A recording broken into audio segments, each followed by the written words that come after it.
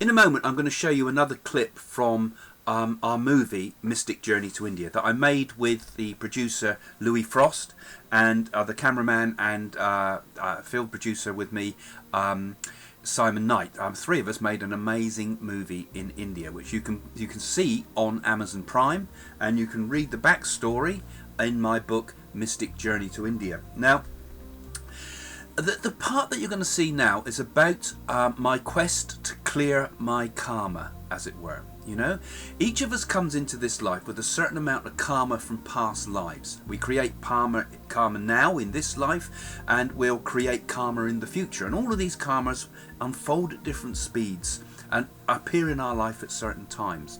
Now, through astrology, we can understand the workings of karma.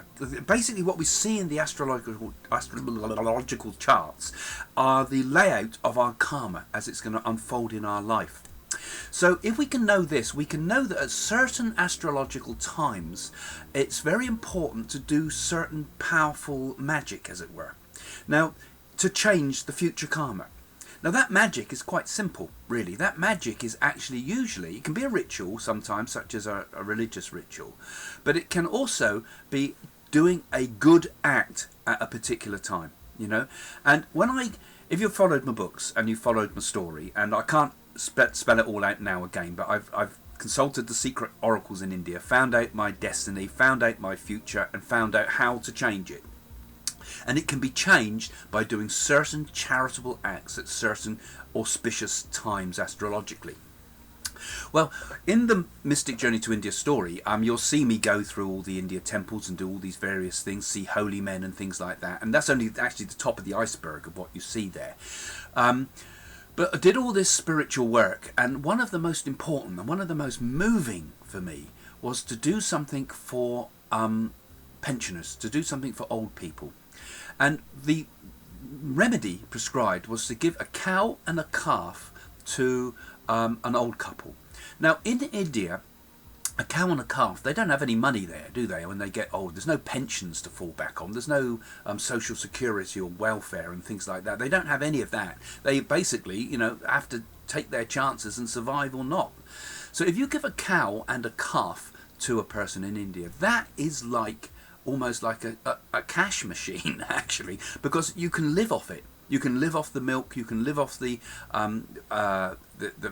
dung, because the dung is used for making for booty. It's used for fires and things like that. A cow, they don't eat it, but the cow's milk and the cow can be a source of income for the person that can sustain them completely in their old age. So by doing a charitable act like this at the correct auspicious time, which was dictated to me through the oracles, you do a lot of good for yourself, and you do a fantastic amount of good for someone else at the same time. So it's what I call a win-win situation. You know, the giver is rewarded just as much as the giving. You don't do it just with the idea, I'll do this so I can get something back. You have to do it with your full heart involved.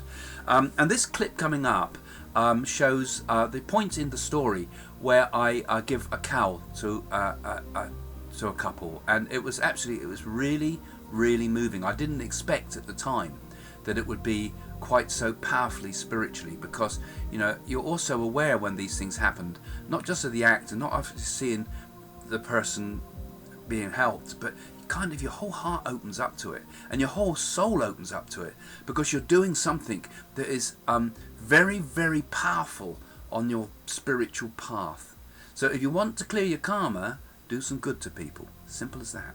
Okay, here comes the clip. Once this rather smoky procedure is complete, we can do my first major karmic remedy by doing something that will completely change a person's life. In India, the old and the destitute have no big pensions and welfare, but if they own a cow, they are set up as it provides milk, fuel, and a guaranteed income. Buying a cow at a good price from someone in debt can also free them from problems too. So let's go do a remedy. Let's buy a cow and a calf. For a few moments we actually own a cow and a calf. part of the remedies. And we've also been waiting for the planets to move and Mercury to get in the right place for the right time to give this cow and calf away to a pauper.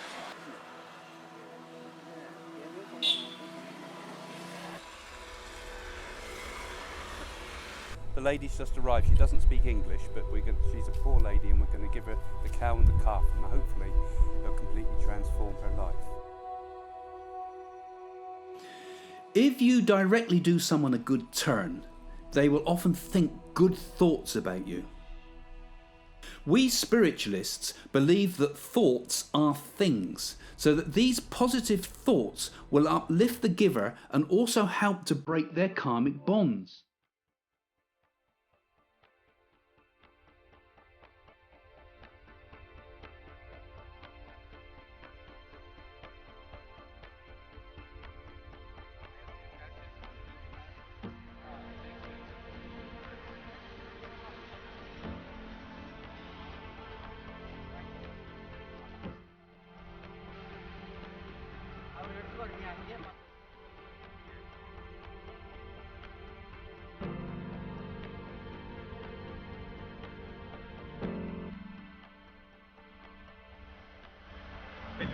Choked up actually. Yeah.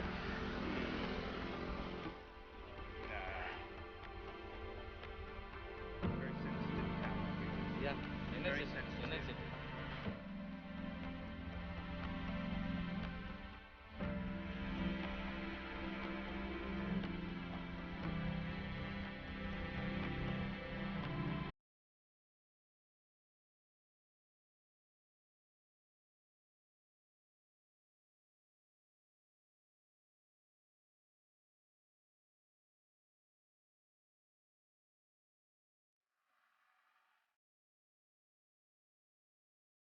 I found the whole action of giving the lady a cow and calf quite moving.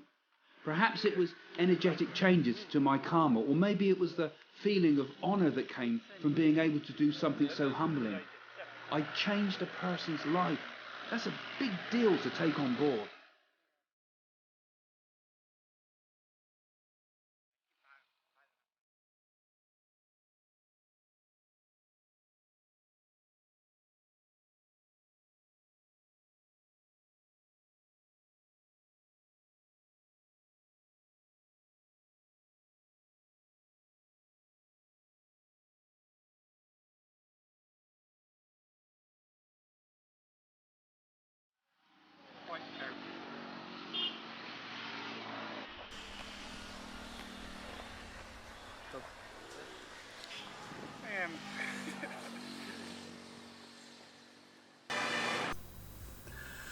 Well, that was quite a moving experience for me, as you can see. You know, those that call me the man with a heart of stone, sometimes I am not a huggy person, but oh my goodness, that was a moving experience. And you know, this idea of giving in order to clear your own karma and help others is a very, very powerful spiritual method.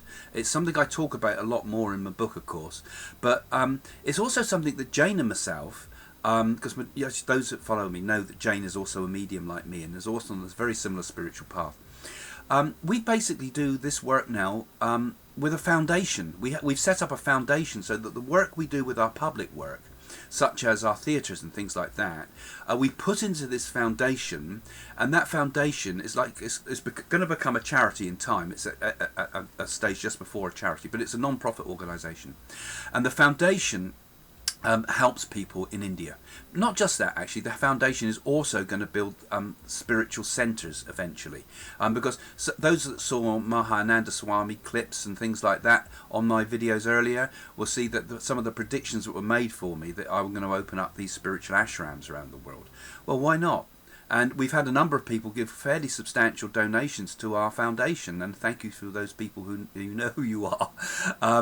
And also anybody else can help with that foundation. You might be able to help with our work, because through giving we also clear our karma. So we're going to do a lot more work like that. In fact, we have done a lot more work like that. I'll show another clip later on from the movie, but there's also we regularly give money to help the poor, and help other people clear their karma too if they've consulted the Nadi oracles through me, and they can also clear their karma. You know, so you see, this whole process, if it's done with the right heart, can be a really good thing in the world. You know, and to be honest, I get very sick of the people I see doing spiritual work nowadays. Not just mediums and psychics. I see rip-offs there, but I see an awful lot of rip-off merchants around doing the gurus of this world and the spiritual teachers and lecturers and the rest of it. I mean, I see some, they're turned into sort of massive marketing organisations nowadays, aren't they? Makes me a bit sick, actually. I'm not going to name names, but you don't need to dig far to see gurus that are collecting vast amounts of money. You don't need to dig far to see American speakers that are basically talking about simple Indian philosophy, giving it a new spin and calling it their own. Anyway, I'm going on, sorry. But anyway, it's from our heart, it must come. We must work spiritually like this. And if you, like I said earlier, if you want to help others, it will help yourself as well, you know, if it comes from the heart. Okay, thanks for watching. Don't forget, follow us, you know, click that little bell thing down there again, because that will make sure that you get regular updates when you subscribe to us. Please put your comments, any ideas you want me to talk about in these videos, please put them down there. And I try to answer where I can if people have asked questions. And yeah, so there we go. And don't forget, see Mystic Journey to India on Amazon Prime, and I hope if you do, it inspires you. Okay, thank you. Bye for now.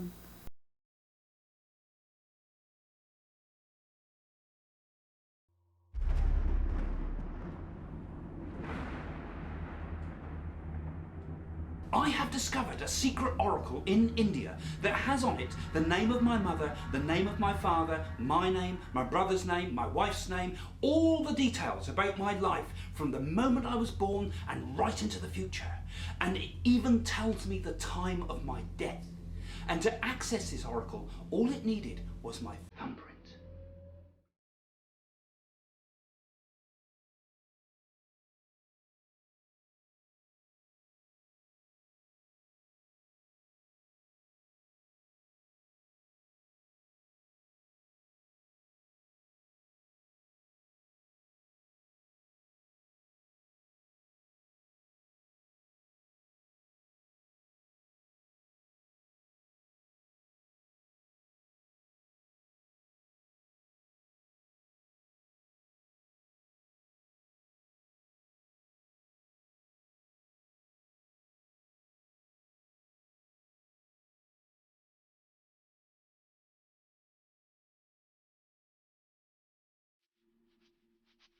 I'm here in India on my first mystic journey. In the UK and USA, Jane and I are known as the most psychic couple on the planet. I really enjoyed the reading with Craig because he hit some real accuracies about my father and our relationship. I've been a psychic medium for years. We have both had a fruitful life and seen many mystical things, but my trip to India has certainly opened even my eyes. As psychics, we have both been invited to do many TV shows about the paranormal, but what I'm about to experience in India is absolutely astonishing. So astonishing that even my wife Jane couldn't get her head round it. I have come to India to visit its temples and to do its rituals and change my fate. Everything the Oracle has told me about my life so far is astonishing. What it has to say is so mind-boggling that I feel compelled to make this crazy journey in order to undertake the magical remedies it prescribes. I want to find out if these Nadi leaves are a myth or the real thing. And if so, maybe I can uncover their secrets and discover if they can help other people too. On this journey, I meet a holy man who sleeps in a raging fire and is claimed will live for hundreds of years. This Siddhi yogi never eats, lives in a cave, and few people ever get to meet him.